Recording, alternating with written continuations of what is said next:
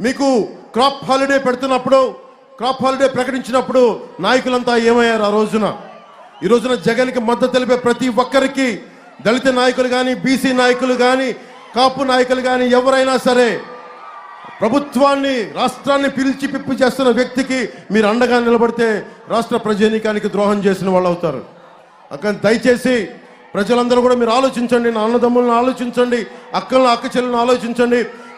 మా దాదాపు 3000 మంది ఆడపిల్లలు అదృశ్యం అయిపోతే ఈ చీఫ్ మినిస్టర్ ఒక్క రోజు కూడా ప్రెస్ మీట్ కూడా పెట్టలేదు.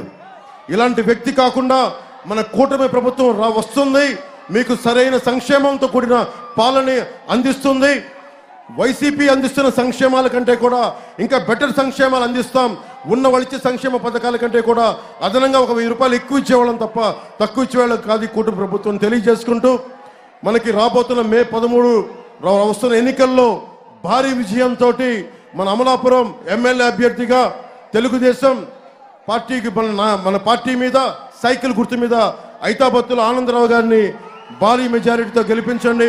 ఆయన గెలుపు జనసేన గెలుపు కూడా, ఆయన గెలుపు భారతీయ జనతా పార్టీ గెలుపు కూడా, ఆయన గెలుపు కేవలం తెలుగుదేశం కూటమి గెలుపది. మనస్ఫూర్తిగా మీ ఆశీర్వాదాలు కావాలని కోరుకుంటూ 10 గంటలకు ముగించాలి కాబట్టి మిగతా భవిష్యత్ కార్యక్రమాలంటే, ప్రభుత్వ కార్యక్రమాలంటే అని చెప్పి రాజకీయ ఉద్దండలు చంద్రబాబు నాయుడు గారిని మాట్లాడమని కోరుకుంటా ఉన్నాం.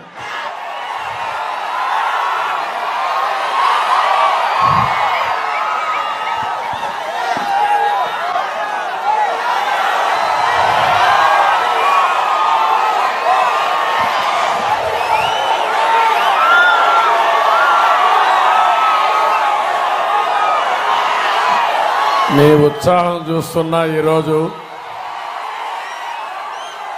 40 సంవత్సరాలుగా ఈ క్లాక్ టవర్ సాక్షిగా మీటింగ్లు పెట్టాం. నా జీవితంలో ఎప్పుడూ చూడని ఉత్సాహం ఈరోజు మీ దగ్గర నుంచి చూస్తున్నాను. ఈరోజు మేము వచ్చింది అనుభవం ఉన్న నేను ప్రజలకు సేవ చేయాలనే తపనున్న వ్యక్తి, పవర్ స్టార్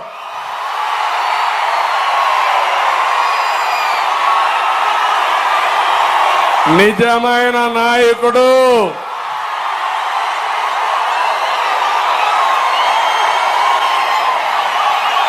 మీరు నచ్చిన నాయకుడు,